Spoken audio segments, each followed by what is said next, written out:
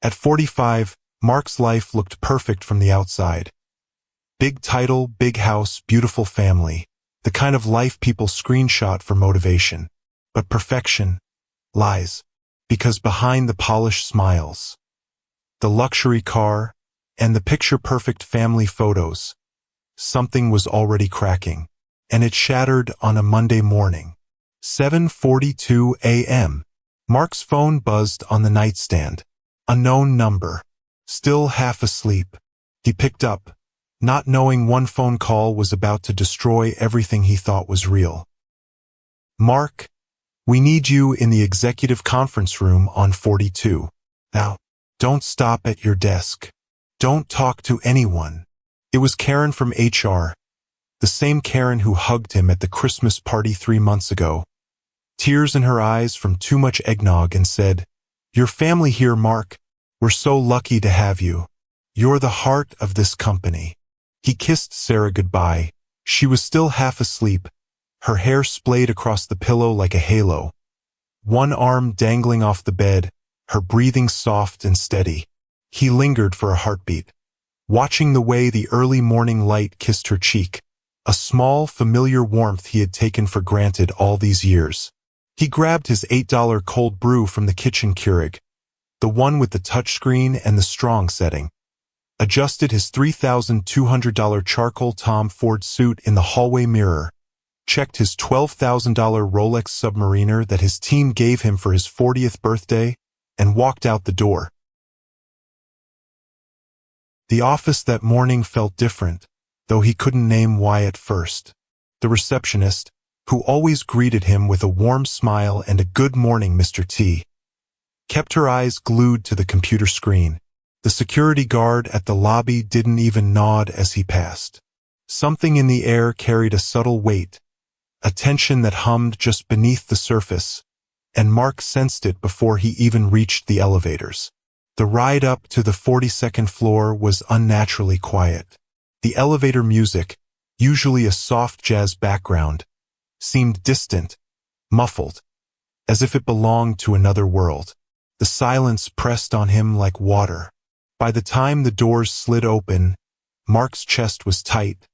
His pulse quickened, but he told himself it was just nerves for a routine meeting. Inside the glass-walled conference room were 6 people. Karen, Tyler, a 29-year-old VP of operations who had never been alive when Mark started as a junior account executive, a man who still used words like synergy and growth hacking with unsettling confidence. For others from legal sat in chairs, papers arranged meticulously in front of them. Their eyes did not betray warmth, only cold efficiency. "Mark, please have a seat," Karen said softly, but her voice carried a tremor that made his stomach knot. He smiled politely, a bit confused, a bit anxious. "What's this about?" She looked down at a folder, cleared her throat, and began reading. "Due to company restructuring, automation integration, and offshore transitions, your position has been eliminated effective immediately." The words fell into the room like heavy stones. First, he blinked. Once, twice. His brain tried to reject the reality, to rewrite the narrative. Couldn't be happening. Not to him. He was the company. He had poured decades into it. Every promotion, every client deal, every sleepless night. All of it led to this. The minutes stretched. Karen's voice was a blur, the legal jargon distant static. Mark's eyes traveled the room, catching every silent face, every unbroken stare. The air itself seemed thick, oppressive, almost accusatory. 43 minutes later, 8:25 a.m., Mark walked out of the building with a cardboard box in his hands. Security didn't meet his eyes. Karen, who had once called him family, looked anywhere but at him. Inside the box, his Harvard Business School mug, chipped from a long ago, "Take your child to work day." A dying fiddle leaf fig, nurtured weekly for 6 years. A framed photo from last summer in Cape Cod.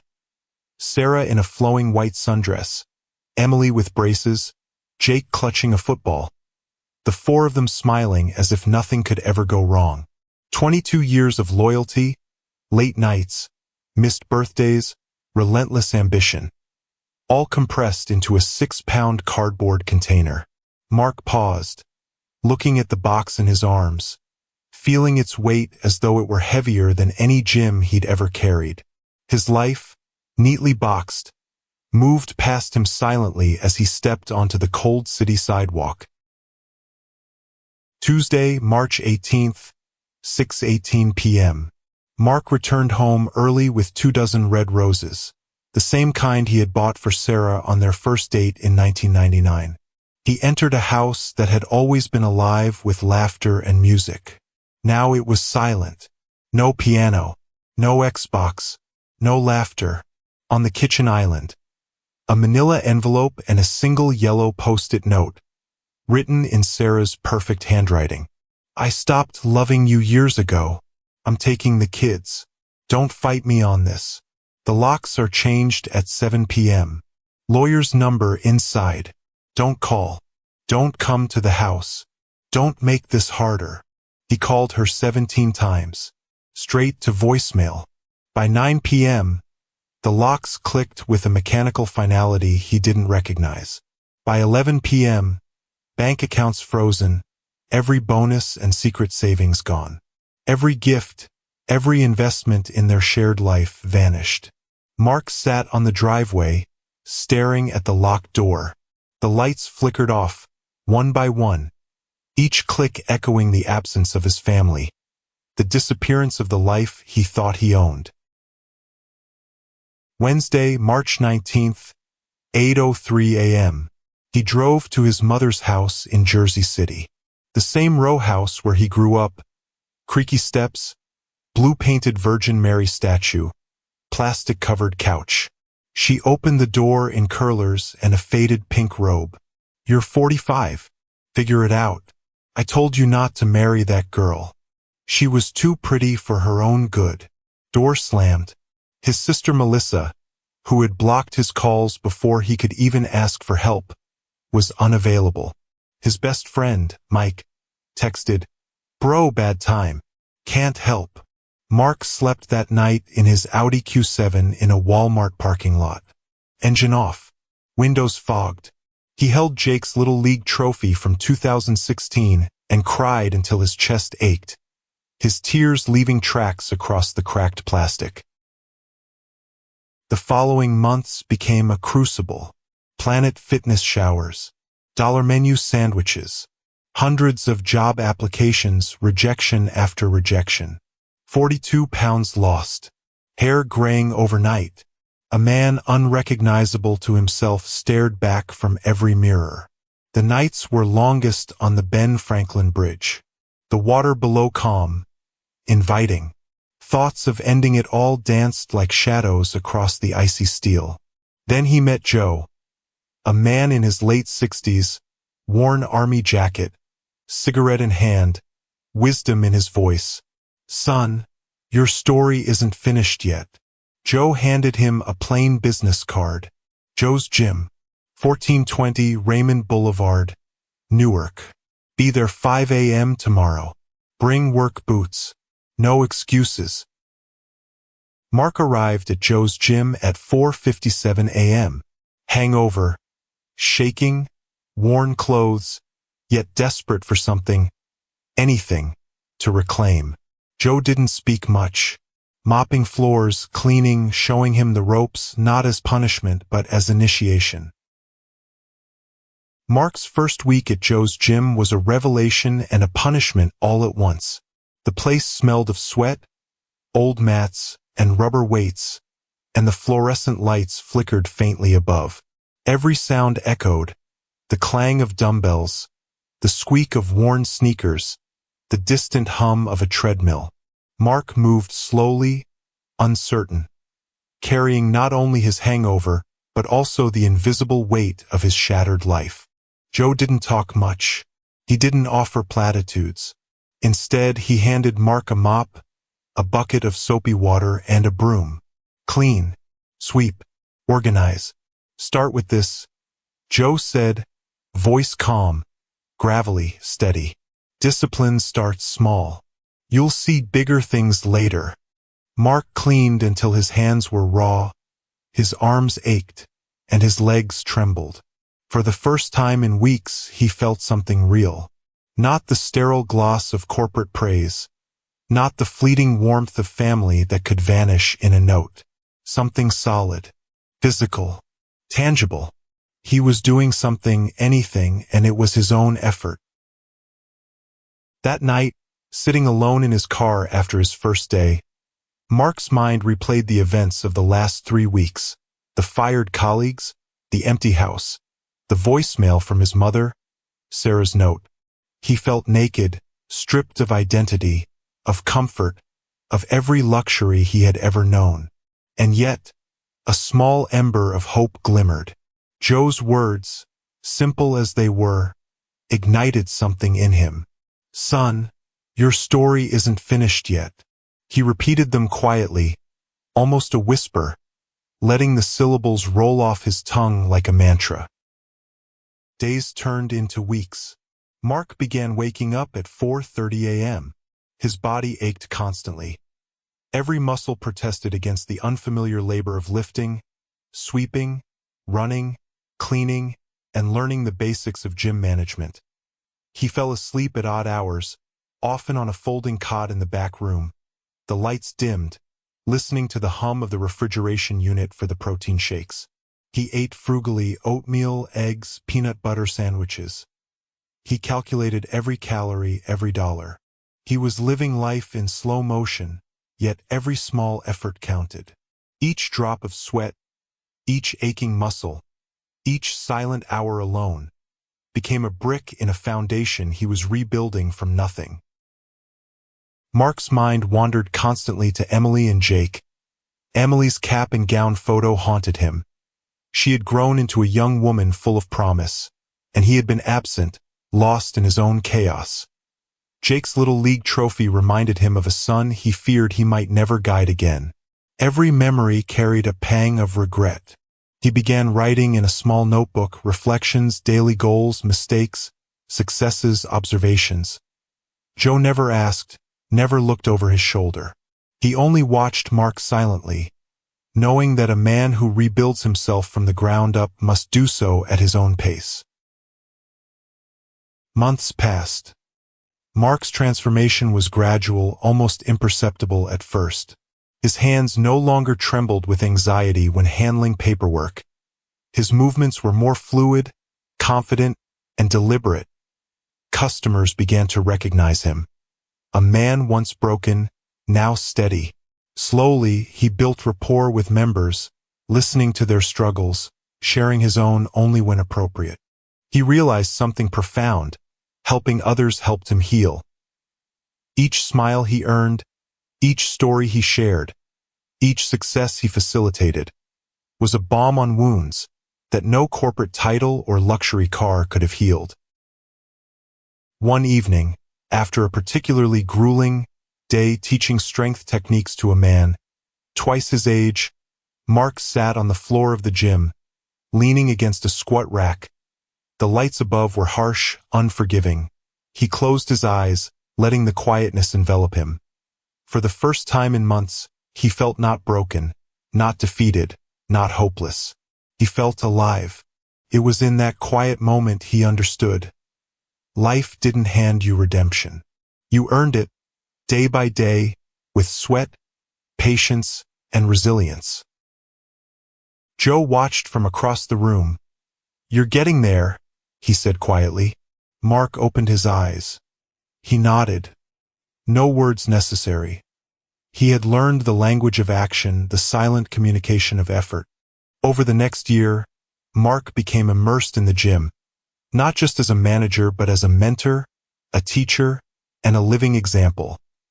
The Second Half Strong program he created became a refuge for men who felt invisible, for those whose lives had spiraled, for men desperate for guidance. He told them his story, slowly, carefully, always in the voice of reflection. "I had everything, and lost it. My family, my career, my identity. I sat in my car, alone, thinking the world had forgotten me. And then I realized rock bottom isn't the end. It's the foundation. Build from it. Start small. Be patient. Keep moving. The men listened, rapt. They nodded. They asked questions. They came back day after day, inspired by someone who had walked the same path and emerged stronger. Emily's first visit back was tentative. She stood in the doorway of gym number 1, holding a laptop bag, curiosity in her eyes. "Dad?" Mark smiled, wide, unguarded, with tears threatening at the edges of his eyes. "Hi, pumpkin. Come here." They hugged, long and tight, bridging the years lost, the absence, the pain. Jake arrived weeks later, taller, broader, still holding his football dreams close. They trained together. Mark taught him not just strength techniques, but discipline, patience, and resilience. Lessons he had learned the hard way. 2 years in, the gym had 3 locations. Every member knew Mark's story, and every new client was handed the cracked little league trophy to hold for 60 seconds before their first workout. A symbolic reminder of persistence, failure, and the foundation of all progress. Mark sat at his desk, looking out over a skyline that once symbolized everything he had lost. Now it symbolized everything he had earned back.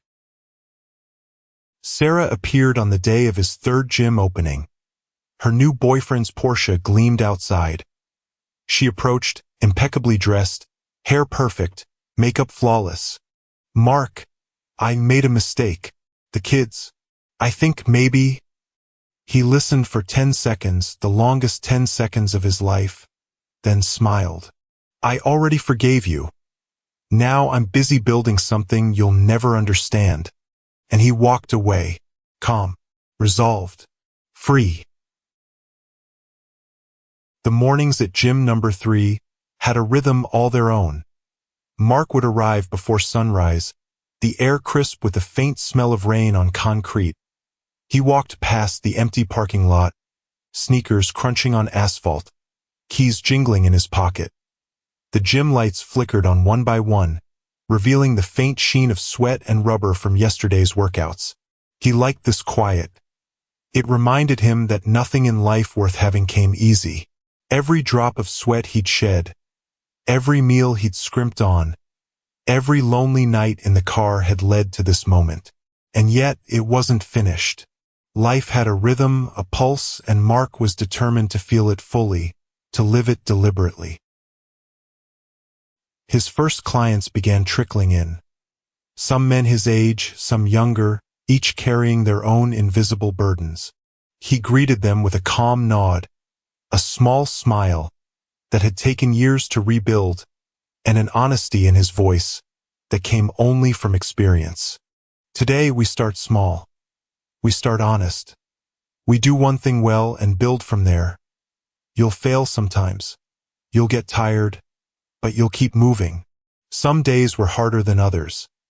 A man in his mid-40s would return from an injury with doubt shadowing every step. Mark would stay with him, guiding him carefully, sharing not just physical techniques, but lessons learned from his own collapse. Resilience, patience, and trust in the process.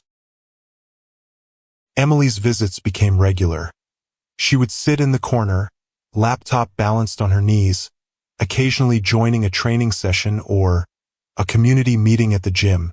"Dad, I don't know how you did it," she said one afternoon, hair pulled back in a messy bun, glasses sliding down her nose.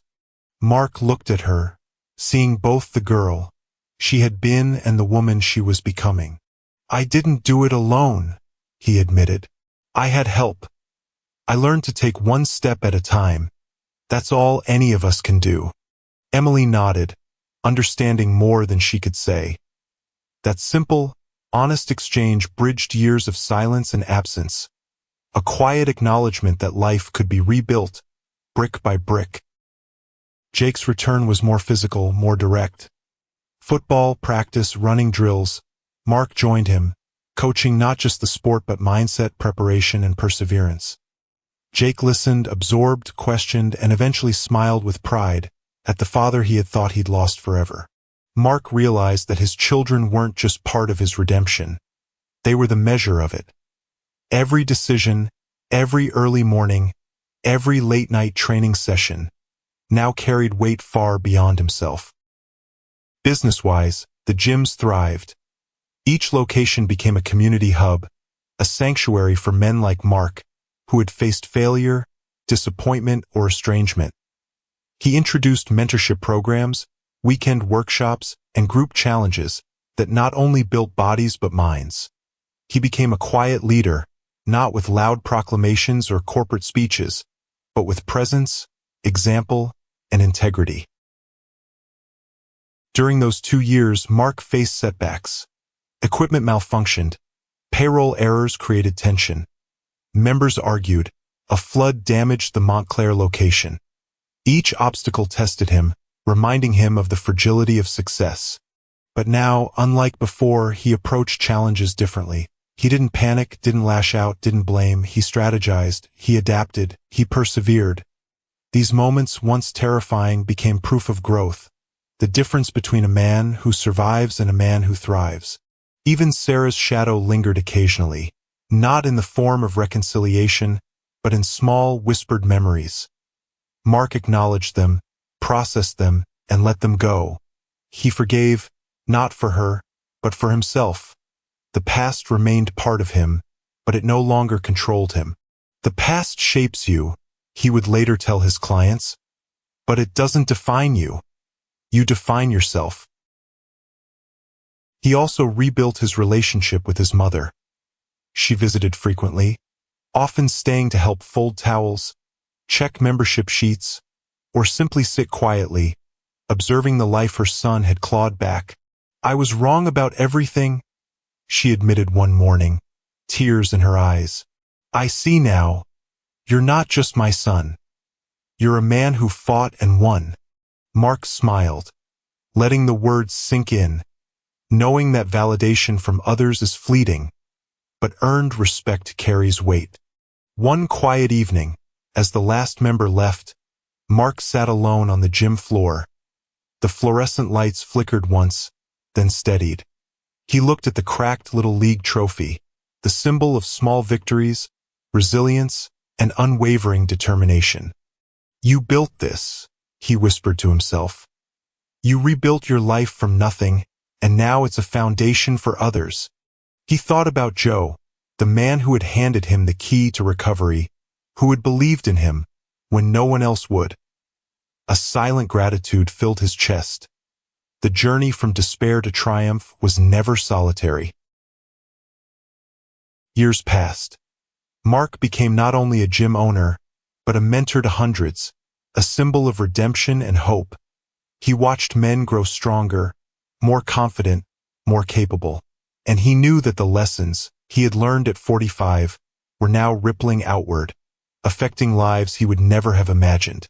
Emily graduated from Stanford, computer science degree in hand, smiling as she hugged her father tightly. Jake secured his position on a college football team, stronger and more disciplined than ever. The family, once fractured, had found its rhythm again. Not perfect, but real. Sarah never returned to his life, and that was okay. Mark understood now that closure didn't require confrontation or drama. His life was full, purposeful, and meaningful. He walked past the gyms, watching the lights glow at dawn, listening to laughter, conversation, and effort, and knew that he had truly built something lasting. Mark leaned back in his chair, looking at the skyline that had once symbolized everything he lost. He smiled quietly, with a calm that had taken years to earn. If a 45-year-old man can sleep in a car, eat dollar sandwiches, lose 40 pounds, rebuild relationships, start a business, and change hundreds of lives, then your story isn't finished either. You can start today. You can rebuild. You can thrive. He leaned closer, as if speaking directly to the listener. Subscribe, drop a comment, turn on notifications. Tomorrow we'll share David's story. The man who held his wife's hand, through her final breath, raised 2 daughters alone, and still found a way to believe in tomorrow. Mark's story ends not in wealth, not in revenge, not in luxury. It ends in resilience, purpose, and redemption, a blueprint for anyone willing to fight, rise, and reclaim their life.